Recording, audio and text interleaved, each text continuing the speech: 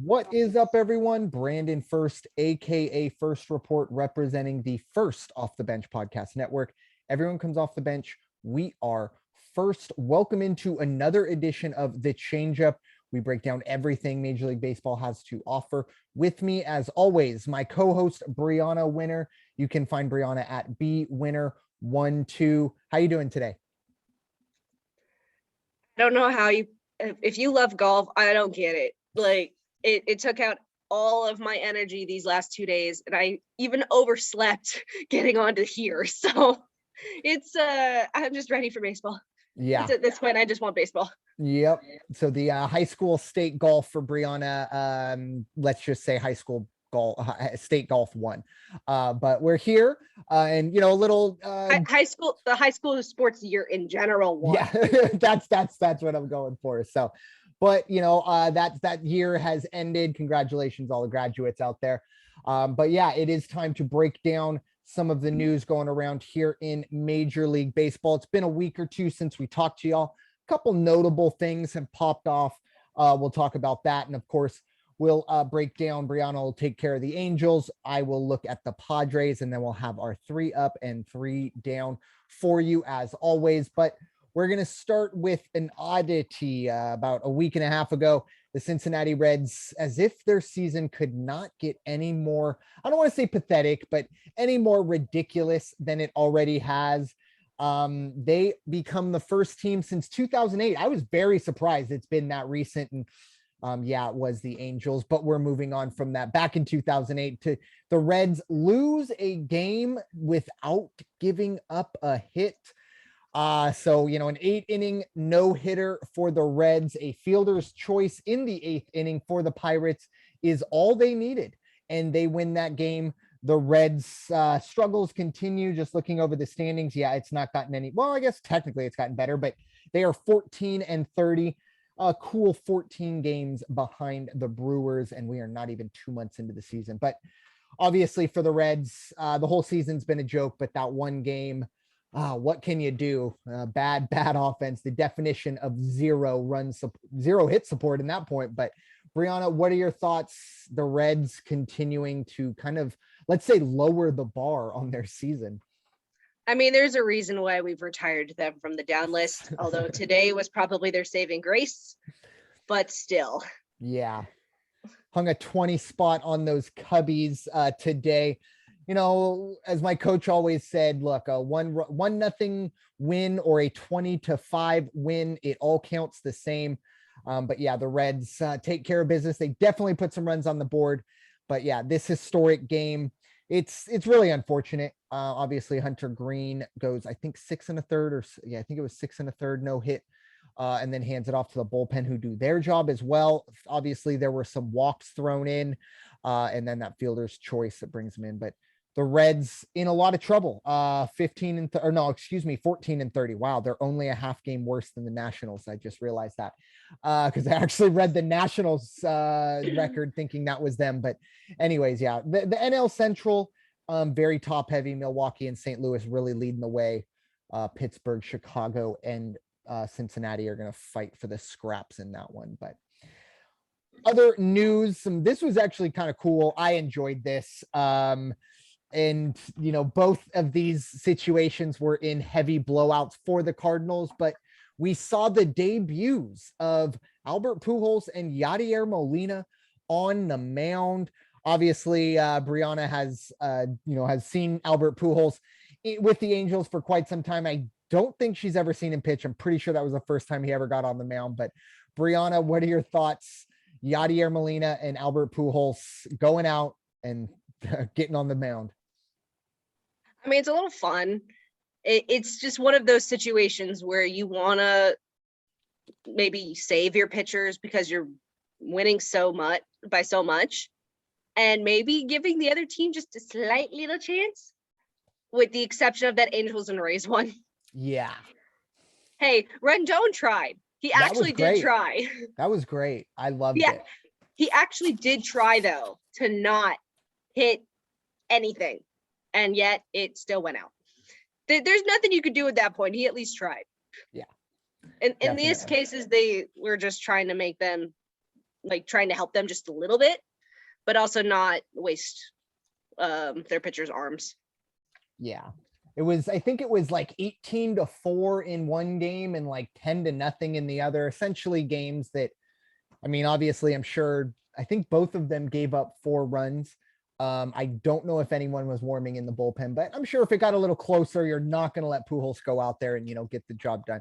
I would have liked the statisticians to give both of them an honorary save. Obviously, you need to be within 3 runs to get a save, but let's bend the rules for 2 guys who are probably going to end up in the Hall of Fame. And then what I thought was also very cool was when Yadier Molina came out to warm up. Actually, Albert Pujols, I think, fielded a few pitches from him while the catcher put his gear on. So that was kind of cool. I'm pretty sure Yadier Molina put that first pitch in the dirt just to kind of, put a tingle down Pujols' chest. But it was really cool to see that. Obviously, both of these guys, it's their swan song. They're going out, and if you're a Cardinal fan, you're happy they're both back. Well, at least you're happy Pujols is back. You're happy Molina will retire as a Cardinal. And they're playing good baseball. They're still 3.5 games behind the Brew Crew, who they're playing good ball in Milwaukee as well. But St. Louis having some fun. And you're right, we've seen this a lot lately. And it's for the exact reason you just said. And I think a lot of times we see it the other way with like the Brett Phillips you were referring to. It's in games that you're probably getting blown out as opposed to doing the blowing out. But the Cardinals wanted to have a little fun with it as well. So that was nice to see.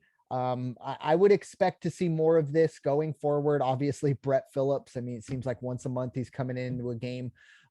His ERA is going to take some hits, but yeah, both Pujols and Yadier Molina more than likely will retire with an ERA of 36. So hopefully that doesn't hurt their Hall of Fame chances there. But moving on to some news out of the American League West, passing off an Upton, if you will. Justin Upton gets cut by the Angels. For obvious reasons, he's been struggling. And guess what? A team that we'll talk about a little in detail, a little more in the end of this show. Seattle Mariners, a team that's really, really struggling.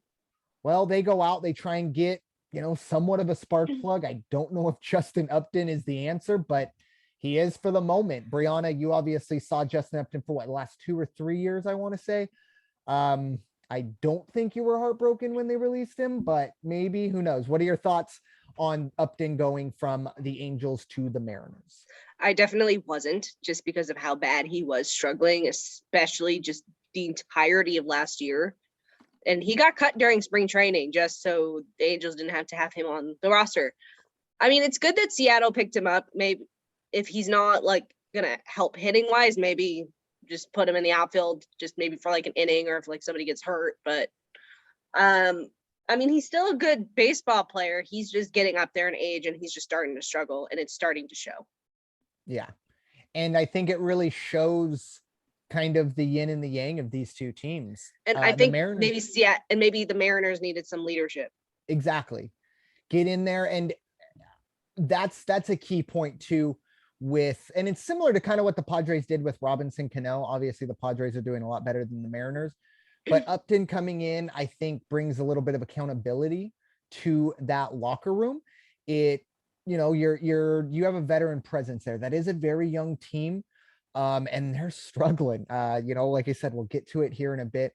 But like I said, I think it kind of shows the trajectory of these two teams. The Angels can move on from a guy like this because they have the players they have. And the Mariners, they need to go out and get a guy like this because of the players, or at least maybe the way their players are performing at the moment. Because I do think there is a lot of talent in Seattle. It's just not quite clicking, unfortunately. But Upton was with the Padres. I'm pretty sure it was Justin. I know we had Melvin, but I'm pretty sure we also had Justin. Neither of the Uptons did anything for the Padres. And for me, good players. I think they both were number 1 overall picks, or at least top 5 picks. I'm not going to go out and call them busts, but I think, when those teams drafted them, they probably had hoped for a little bit more over a career. But who knows? Maybe Upton can come in and, like you said, light a fire. It is early enough to make a run. I don't think they're going to make a run at the division. The wild card's probably even a bit of a long shot, but I don't think they're going to finish in last place in the West, but we'll get to their struggles here. That'll depend on the A's. Yes, that is a big problem And there. if Texas decides to maybe just fall. Yeah, they're playing some good ball. We'll talk actually about them as well. Yeah, that was a sore subject there for I don't get it. for Bryanna. What happened? But with that, it is time to dive into the winner's circle. And I think, it's not going to be as rosy as it was a couple weeks ago when they were in first place. But I do think there are some positives coming out of Anaheim. But Bryanna, why don't you give us the total dish on those Halos? They're 2 games back of the Astros now. I don't like it. There's a reason I was not going to put Houston in our ups list, and that is why. So Angels have struggled these last few weeks. They went thankfully 3-1 against the A's. Their 2-0 win saw the debut of Chase Silseth, who pitched 6 innings, only gave up 1 hit, 2 walks, and recorded 4 strikeouts. Look, that's a damn good debut for somebody. And we're going to talk about somebody else's debut all the way in the East later. And then after that, they went pretty much 0-3 to Texas, and I don't want to talk about it. They lost 7-4. Syndergaard. Oh, Syndergaard. He didn't even make it a full inning to start the game. He had already given up 4 hits, 4 runs, 2 walks, and only had 1 strikeout. He pitched 2 outs. And this was his stat line. 2 outs. The next game saw somebody else struggle, which we kind of called was going to happen. Probably not in this way, but we did call it. The Angels then lost 10-5. Detmers really struggled after that no that he had the week prior. Man, I was really hoping he'd do well and prove all the haters wrong. He only pitched 3 2/3, gave up 3 hits, 3 earned runs, 2 walks, and had 4 strikeouts. I mean, the strikeouts part isn't bad. And as you can see, the sun's starting to come down. But yeah, Detmers really struggled, and we're going to talk about him again in just a little bit. Then they lost 6-5. It was a game of home runs on both sides. And Ohtani had gone 0-5 in batting. He did pitch 6 innings, only giving up 6 hits, two of the earned runs, 2 walks, and had 7 strikeouts. Then went 2-1 against the A's. They lost the first one 4-2, so they had lost 4 straight. Then won 5-3 and 4-1. And then they recently went 1-1 with Texas, again, Syndergaard and Detmers. In the 5-3 win, Syndergaard had a better outing. Look, I kind of wish he went the entire game. He had pitched 8 innings, only gave up 4 hits and 1 run, but had 5 strikeouts, and they pulled him. I don't. That's a tough but one. He was just that close.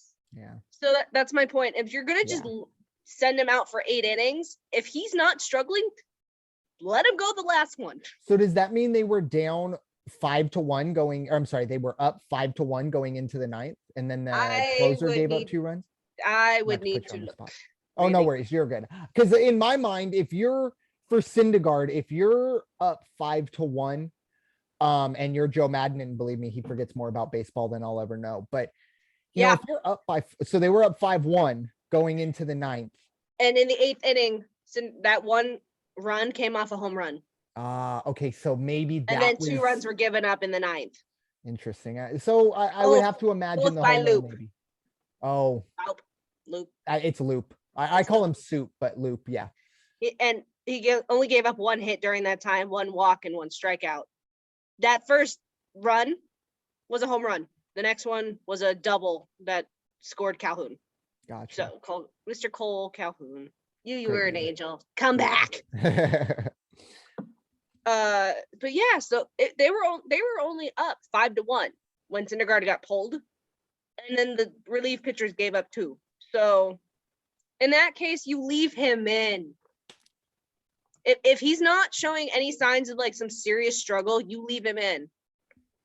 Yeah, I maybe the home run maybe was that enough for Joe Madden, but yeah, it's at least they got the win.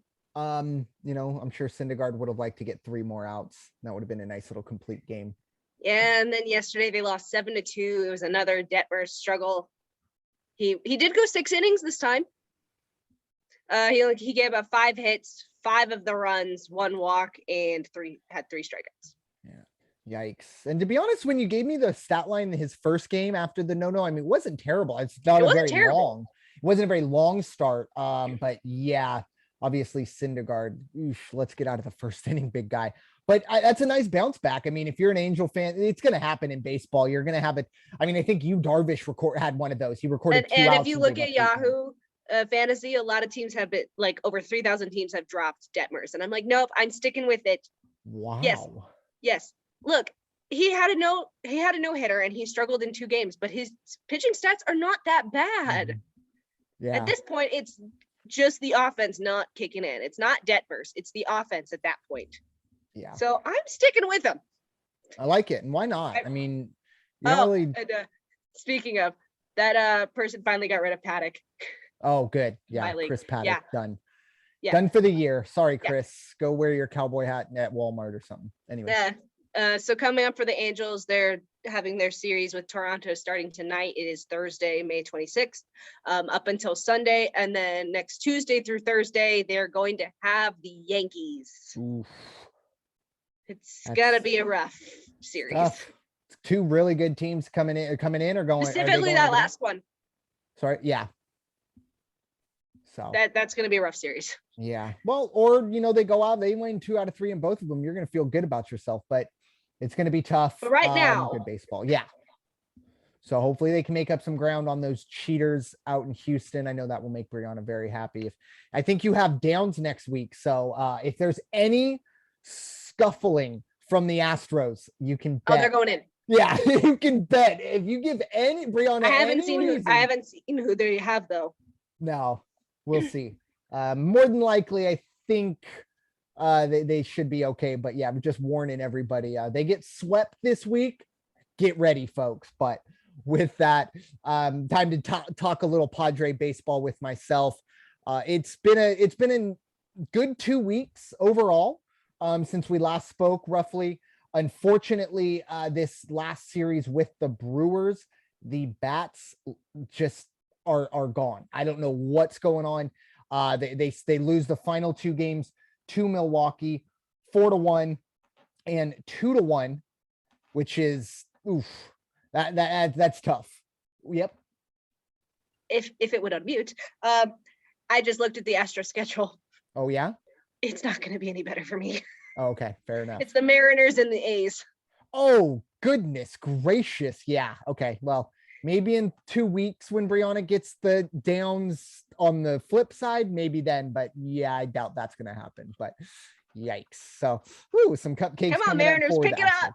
Yeah, that would be a great time for them to get out of the cellar now. But overall. And then it's the Royals. Oh, gosh. Okay, yeah. And then the Mariners again. Okay. And then the Marlins. Still, my goodness. Whew. Anyways. Angels are the ones that are going to have to pick up the slack at this point. Yeah. It's tough to keep up with that one. But for the Padres, since we last spoke, they did finish a series off. They did beat the Braves in 2 out of 3. And then they went out to Philadelphia, took 2 out of 3 from Philly, including 2 shutouts. Ironically, Citizens Bank Park, one of the more hitter-friendly ballparks in all of baseball. All 3 games, the losing team was shut out. It went 3-0 Padres, 3-0 Phillies, and 2-0 Padres. So pitching was king in that series. And a huge weekend this past weekend for the Padres, sweeping the Giants, winning 8-7, 2-1, and a dominating 10-1 win on Sunday.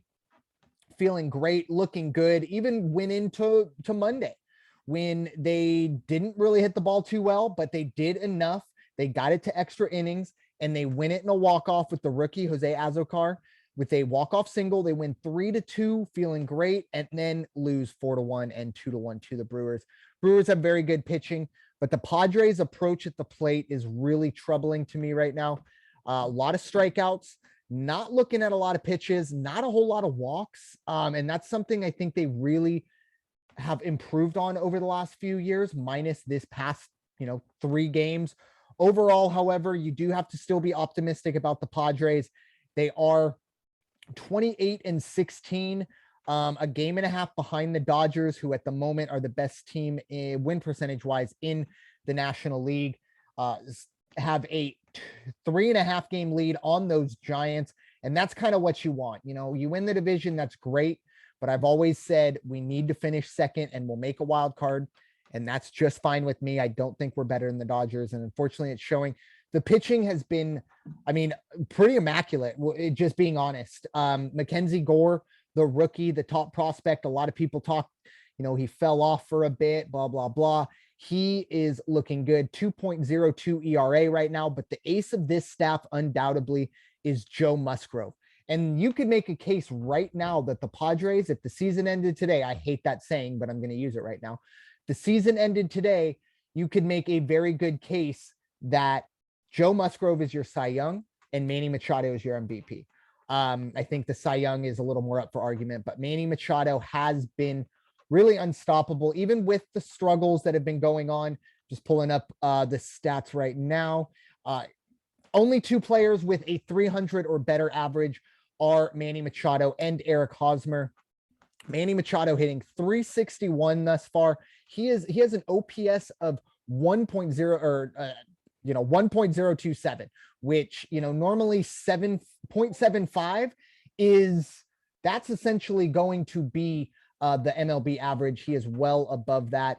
He's playing good defense, and he's a leader in the clubhouse. And the Padres playing well without Fernando Tatis Jr. Not really a whole lot of news on him.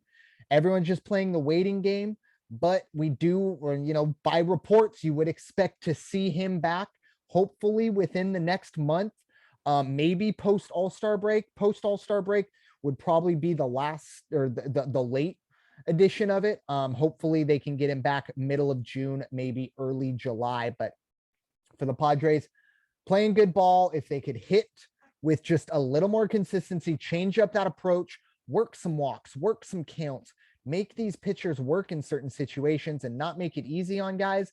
I think the Padres would be in a much better position, but you can't really complain. Only a game and a half back, 12 games over 500. Pitching has been better than advertised. Middle relief needs a little bit of help, but I'll be honest, if anything needs to be improved throughout the year, the cheapest commodity you can find on the trade market is middle relievers. Middle relievers are a dime a dozen, and teams will just give them out for no reason once they realize they're not going to be in contention. So Padres have that going for them, but they can get the bats woken up. They will be in very, very good situation. So with that, it is, of course, time to dive into our 3 ups and 3 downs. As we kind of alluded to earlier, Bryanna had the ups this week. Bryanna, what you got for number 1? It hurts to say this first one. It's going to be the Texas Rangers. Yeah. Who are 6-4 in their last 10. And they are 3rd in the American League. I was about to say East. The American League West. There's not much else I could say because most of those wins came off of the Angels. I'm good. Yeah, it's been better than advertised for the Tigers excuse me. Definitely not better than advertised for the Tigers. I don't know what that was. Better than advertised for the Rangers out in Texas. They're still 19-23, but you brought it up. They're in 3rd place in the American League West. The fact that they're better than Seattle, huge surprise. The fact that they're better than Oakland, maybe a bit of a surprise, but look, we knew the A's were going to struggle this year.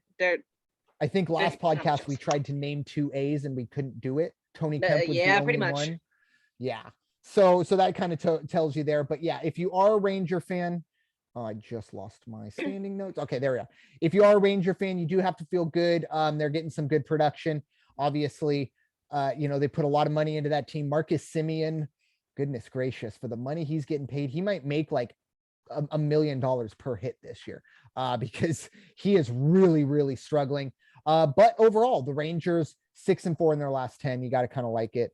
We'll see how it goes. But obviously, Bryanna's hoping that when they do face the Angels, they do not make this list the following week. That is our goal going forward. So, but our first down, that was my responsibility to get negative with us. And it was real easy, at least for the first one. We stay in the American League West, and it's a team we've referenced 2 or 3 times already. It's the Seattle Mariners, who are already 11 games behind the Houston Astros, have lost 2 in a row. They are 2-8 in their last 10 and in last place in the American League West, as we said, behind Texas, behind Oakland. Not a good look in Seattle. Bryanna, what are your thoughts on the M's? All I want is for them to beat the Astros this week. That's all I want. If they do that, they will not be on our down list at all. I just need them. Wow, look at that. Favoritisms of that's how you get off the down list. That's how you're immune to the down list. Just Look, win a series against another. I need Astros. the Astros to lose, okay? Yeah, that's fair. Especially considering they have Mariners and then the A's. They have the Royals and then the Mariners again. And then they have the Fish. And then later in June, they'll have the White Sox. But that's going to be a long time coming. Yeah. I need Seattle to do something. It would be a great time for them to pull themselves. I need Seattle and the A's to do something. Yeah. Because it's not going to come from the Royals. Nope. It's definitely not coming from the Royals, and we'll get to them in a moment as well. But Bryanna, what is going to be our second up of the week? So our second up of the week is actually not a team. It's actually a person. And I did not update with the last few days, but Adley Rutschman, the Orioles catcher. Look, Orioles are probably done from this down list anyway. So let me give them some up. This catcher debuted on Saturday. His first major league hit was a triple, which is the hardest hit to get. And he got it. For a catcher. They're not normally the fleetest of foot. No. And then let me go down. And then Sunday in the 7th inning, he was the walk-off run that scored off of Odor. So he's having a pretty good time after he got called up. And I don't know if you saw the video that I had sent you. It was sweet. There, there were a few times he went 2 for 4 yesterday against the Yankees. They still lost, but he went 2 for 4. That's that's probably the only time any Oriole or team is going to be on this list is right now. But yeah, obviously Adley Rutschman, he was the first overall pick, I believe, in the COVID draft. That 5-round draft that was just kind of a little weird. He's been a his top batting prospect. average is a 250. Okay. He'll get there. Yeah, that's only for a week, not even. Yeah. So he's been a top prospect for the last few years, obviously gets that call. And yes, the videos, honestly, so I actually shared almost videos all the way through. So you had him getting called up or being told he's been called up by his minor league manager. And then my favorite video, it might've been the one you sent me, but the team coming in. Oh, no. Okay. It wasn't that one. No. It was the minor league team coming in after the coach called them and they start cheering with him. Yep. But the one that I really liked was before the game starts, he's in his catching gear and he just takes a minute and looks around and just takes it all in. And look, if you've ever dreamed about being in the big leagues, you can relate to, I don't know. You could relate not to the Orioles, but hey, I don't care. At this point, you're going to pay me 6 figures to play baseball. I'll play for the Savannah Bananas. I don't care. But no, for him to get that call and to be able to, be called up and that's a dream. That's his dream. He's achieved it. Now obviously stay there, and be what has been expected of him. But this is a bit of a freak athlete from everything we've heard. He's, I believe, a switch hitter. And obviously, as we said, probably runs better than every other catcher in the league if he's picking up a triple already. But I will say, if I was the official scorer, that's a double and an error. But I'm just kind of an old school guy. But let him have it. Yeah, I know. Old man yells at his cloud. family was in Brandon, attendance. Let him have it. Yeah, you're right. But it wasn't anyways. Moving on to something that we should be negative about. And of course it is. Can they be retired? No, we're not there yet because you have to be on here twice because I don't think they've been on here yet. The Reds were only on here the one time and we retired. Okay. Fair enough. But if you go 1-22, then you get retired. So the Cubs should probably be retired now then. Sorry? The Cubs should probably be retired. They are then. definitely getting close, but this one, they are safe at least for one more week. But if we do see them on the down in the next few weeks, the Kansas City Royals will be retired from that. The Kansas City Royals, actually, I'm looking right now, they might have, okay, no, I was going to say they might have a worse record than the Reds. They do not by win percentage, but they are 14-28. They have lost 6 in a row. They are 2-10 in their last 10. Excuse me, 2-8 in their last 10. It's been a tough road, but not any surprise here. Nobody's expected the Royals to be good, but this is getting a little ridiculous. Bryanna, what are your thoughts? The Kansas City Royals. Well, for the moment, they are losing to the Twins. There you go. I mean, they've got the Twins, then the Guardians, and then they've got the Astros. So, not looking good. Yeah, we might see a retirement ceremony next week, if we're being honest. Yeah, probably. Yeah, unless something crazy happens. There's not much else to say about Kansas. Yeah. Yep. So moving on to our third and final up, Bryanna, what you got? It is going to be the Red Sox out of Boston. Look, they still may not be the best in the East. Freaking Yankees. But they did move from 5th to 4th, which means the Orioles are now in 5th, which we all knew was coming anyway. But Boston is 7-3 in their last 10. So I'd call that a win. Mm-hmm. They were 8-2 as of Sunday. Yeah, they lost.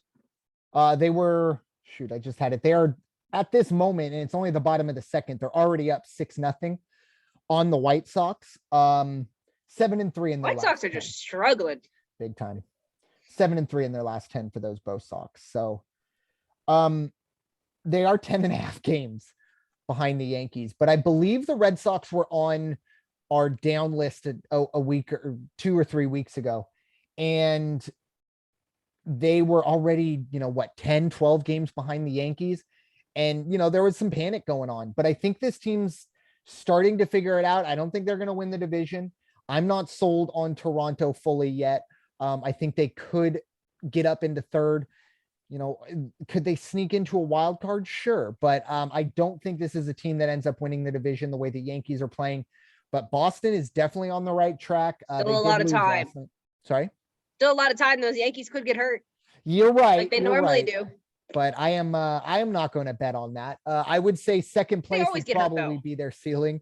So the Red Sox, good stuff for them. They are in a situation where if they keep going, just keep winning series and everything else will work itself out. As Bryanna said, it's still very early in this one. So, and our third and final down of the week is going to be out in the National League West, the Colorado Rockies.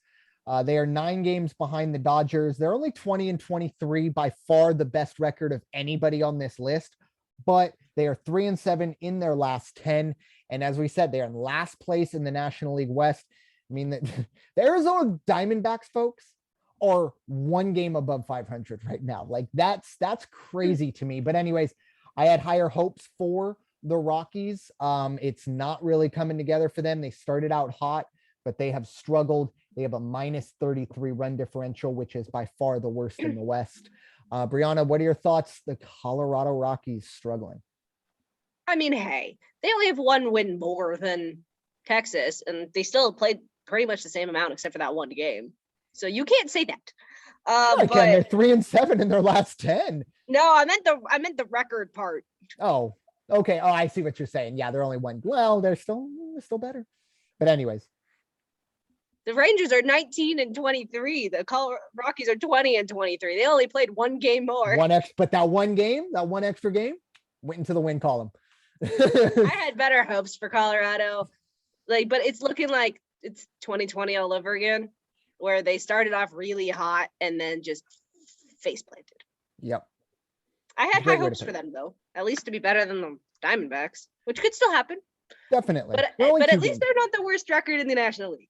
Yeah. They actually, if they were in, if they were in the Central, they'd probably be in 3rd right now. And same with the East. They'd be in 3rd in the East. So, barely. It struggles. But And let's see, let's even go further. Yeah, and they'd be third in the AL Central and third in the AL West as well. So, obviously the National League West has a lot of really good teams in that one. So, but for the Rockies, that's not really doing them any favors. 3-7 in the last 10. They got to get things figured out, or else their season's going to get into a tailspin very, very quickly. But Bryanna, final thoughts as we wrap up the Changeup and allow you to get some much needed rest. We'll see if I could actually sleep after that nap, because that was like a 2-hour nap. Come on, Angels. Like, right? I know that the Astros have a really easy schedule, but come on, you can do it. And Seattle, please do your thing and just ruin the Astros for at least 2 games. Just 2. Nice. All I need is 2. That'd be nice. All I need is 2 of those games. Yeah. And on my side of things, going forward for the Padres, first and foremost, let's win on Sunday. First game I'm going to this year. It's a bachelor party. We're going to have a lot of fun. You guys can pull your weight and get that win. I'm excited to see. I believe it's going to be Mackenzie Gore, so I'll be very excited to see how he throws. But going forward, I'm trying to temper my expectations. Obviously, this is one of the best starts the Padres have been off to since 1998 when they went to the World Series. I don't think that is in the future for this team. I think they win a playoff series. I'll be happy. And they do more than that, great. But there are a lot of holes still in this team going forward. But, with St. Louis, Pittsburgh on the horizon, and then St. Louis and some of those others with a road trip coming up, just win series. That's what it comes down to for the Padres. Win series and hope that at the end of the season, you're in as a wild card. Or, if you win the division, the Dodgers somehow fall apart. I don't think it will. That'd be great too. But playoffs are bust for both of us. Yeah, and for the Angels, they just need to beat the Rangers. Yeah, that would be nice as well. So that's something they got to work on. But with that, thank you all so much for listening to this edition of the Changeup presented by the First Off the Bench Podcast Network. Everyone comes off the bench. We are first. It's time for you all to go wash your hands. And please stop hating everybody. We'll talk to you all very soon. Have a great week.